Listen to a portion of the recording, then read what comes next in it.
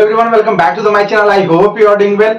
My self Kumar Sachin. जैसा कि मैंने कहा था ना यार कि हम the fundamental units of life पढ़ रहे हैं, बायोलॉजी पढ़ रहे हैं। और बायोलॉजी कितना इंटरेस्टिंग है वो तो फर्स्ट और सेकंड लेक्चर में आप लोग को पता चल ही गया होगा। तो आज हम पढ़ने वाले हैं सेल्स के बारे में। तो हम पढ़ लिए थे, डिस्कवरी ऑफ सेल के बारे में पढ़ लिए थे। एक बात ध्यान रखना कि मैं ईयर लॉन्ग बैच चला रहा हूँ 9th का, और साइंस को मैं पढ़ा रहा हूँ। तो साइंस को मैं भाई एनसीईआरटी लेके तो साथ साथ चलूंगा ही, और एनसीईआरटी के अलावा हम ना डेप्थ नॉलेज लेंगे उस सारी चीजों के, उसके बारे में डेप्थ कहानियां सुनेंगे, इंटरेस्टिंग चैप्टर्स बनाएंगे, विजुअलाइजेशन करेंगे और साथ साथ याद भी करते जाएंगे। So today is a topic कि भाई सेल क्या होता है।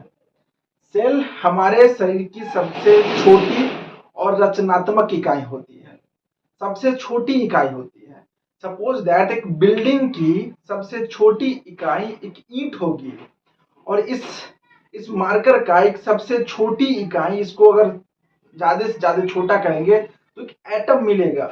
ये एटम और मॉलिक्यूल्स के लेवल पर हमारा सेल काम करता है। Is the functional and cell cell क्या होती है? Cell is the structural and functional unit of life is called cell. हमारे शरीर की सबसे छोटी इकाई, हमारे अंदर भी सेल, एक सेल रही होगी, और वो एक सेल से डिवाइड हो के मोर देन सेल बनी होगी। और जब मोर देन सेल बनी, thousands of cell, millions of cell, तब हम बने। और जब हम बने तो हम एक ऑर्गेनिज्म्स कहलाए, एक लिविंग बींग्स कहलाए, एक ह्यूमन बींग्स कहलाए। तो सेल तो एक सेल से, अरे रुडोल्फ विर्चो ने क्या कहा कि भाई सेल से सेल बनती है, सेल से सेल बनती है। सेल तो कहीं से बना बनाया होके आ नहीं जाता, सेल से ही सेल बनती है। सो दैट मीन्स कि तुम्हारे एनसीईआरटी में लिखा हुआ एक लाइन कि all organisms that we absorbed around are made up of cell. सही बात है। आप अब्सॉर्ब करो कि आपके अराउंड जो भी चीजें हैं वो सेल से बनी हुई है। एक सेल से क्यों बनी हुई है? क्योंकि हमारे शरीर के अंदर छोटी सी छोटा काम भी जो होता है ना, एक सेल के लेवल पे ही होता है। मैं मानता हूं कि एक सेल हमारे बॉडी में वर्किंग नहीं करती, बट मोर देन सेल या ग्रुप ऑफ सेल्स हमारे शरीर में वर्क करता है, हमारे शरीर को एक्टिव करता है, या हमारे शरीर में सारी जो प्रोसेस है, डाइजेस्टिव सिस्टम है, रिस्पिरेटरी सिस्टम है, सर्कुलेटरी सिस्टम है, हार्ट है, लीवर्स है, स्टमक है, न्यूरल सिस्टम है, वो सारी चीजें क्या होती है? वो सारी चीजें एक सेल के लेवल पे काम कर रही है, जिसे हम इमरजेंट प्रॉपर्टीज बोलते हैं। इमरजेंट प्रॉपर्टीज का अर्थ होता है कि एक सेल तो हमारे बॉडी में भी उसका कोई एग्जिस्टेंस है, बट वो काम नहीं कर पाएगी, बट मोर देन सेल काम कर रही है, सेल के लेवल पे ही काम हो रही है, उसे हम बोलते हैं इमरजेंट प्रॉपर्टीज। ये सारी चीजें आपको 11th-12th में पढ़ने को मिलेगी, बट हम समझते हैं कि सारी चीजें किस चीज से बनी होती है? सेल से बनी होती है। सेल क्या है? फंक्शनल एंड स्ट्रक्चरल यूनिट है। सेल क्या है? फंक्शनल एंड स्ट्रक्चरल यूनिट है। ठीक। रुडोल्फ विर्चो ने क्या कहा कि ऑल सेल दस comes from pre existing cells. जो भी सेल्स बनती है वो पहले के सेल के द्वारा ही बनती है। हम भी बने हैं तो कहीं ना कहीं एक का फॉर्मेशन हुआ होगा यूटेरस में, ह्यूमन बींग्स के यूटेरस में, वहां से वो एक डिवाइड हुई होगी, एक सेल से ही तो हम बने हैं। अगर सेल भाई कहीं से तो बना बनाया आएगा नहीं, एक सेल से ही मोर देन सेल बनती है ना। एक सेल से डिवाइड होके दो सेल बनती है, दो सेल से डिवाइड होके चार सेल बनती है, चार सेल से डिवाइड होके आठ सेल बनती है, और आठ सेल से डिवाइड होके एक ह्यूमन बींग्स बनता है, एक जो भी लिविंग थिंग्स है वो सारी चीजें बनती है। भाई यही तो कहना चाह रहा है। ऑल सेल्स दस comes from pre existing cells. That means अगर एक सेल है तो इससे दो सेल बनेगी, दो से चार बनेगी, चार से छह बनेगी, और छह से चार से आठ बनेगी, आठ से 16 बनेगा। ऐसे ही सेल मोर देन सेल होगा ना। प्री एग्जिस्टिंग सेल से ही सेल बनती है, प्री एग्जिस्टिंग सेल से ही सेल बनती है। सेल को आज तक कोई भी साइंटिस्ट लेबोरेटरी में नहीं बना पाया है। यही एक सिस्टम है कि एक लिविंग सेल्स को कोई भी साइंटिस्ट ने सिंथेसाइज नहीं किया है लैब में। सबसे बड़ा पॉइंट है भाई, समझो। रुडोल्फ विर्चो ने क्या कहा कि ऑल सेल्स दस comes from pre existing cells. पहले से सेल जो है उसी से नया सेल बनता है। अब बिना पहले के सेल से नया सेल बन ही नहीं सकता। यूनिसेलुलर ऑर्गेनिज्म्स क्या होती है? यूनिसेलुलर ऑर्गेनिज्म क्या होती है? Composed of single cell are called unicellular organisms. Composed of a single cell are called unicellular organisms. That means कि एक कोशिकीय जीव भी हमारे अर्थ पे एग्जिस्ट करती है, जिसे हम सूक्ष्मदर्शी कहते हैं, माइक्रो ऑर्गेनिज्म्स कहते हैं, जिसे हम अपने नग्न आंखों से नहीं देख पाते, जिसको देखने के लिए हमें स्पेशली माइक्रोस्कोप की जरूरत पड़ती है, उसे हम कहते हैं यूनिसेलुलर ऑर्गेनिज्म्स, एक कोशिकीय जीव। और एक कोशिकीय जीव में भी भाई अमीबा का एक लाइफ साइकिल देखोगे, वो डाइजेशन भी करती है, वो डाइजेस्टिव सिस्टम भी उसके अंदर है, वो एक्सक्रीटरी भी करती है। तो ऐसा कुछ तो है यूनिक, जो हम पढ़ेंगे। इसका एग्जाम्पल क्या होता है? इसका एग्जाम्पल है क्लामाइडोमोनास, बैक्टीरिया और पैरामीशियम, जो एक सेल से बनी होती है। मल्टी सेलुलर ऑर्गेनिज्म्स क्या है? मल्टी सेलुलर ऑर्गेनिज्म्स क्या है? Composed of many cells. एक कोशिका composed of many cells, millions of cells, billions of cells are called multicellular organisms. Examples: human beings, animals, onion, fungi. Multicellular organisms, we are in multicellular organisms. हम लोग human beings एक कोशिकीय तो है नहीं, बहुत सारी कोशिकीय से बने हुए हैं, बहुत सारे सेल से बने हुए हैं।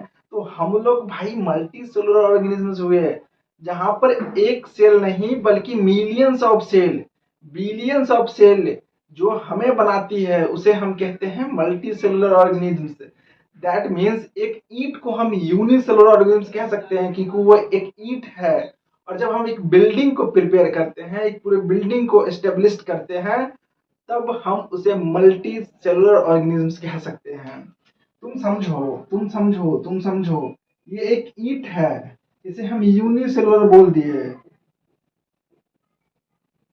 यूनिसेलुलर क्यों बोले? क्योंकि ये एक है।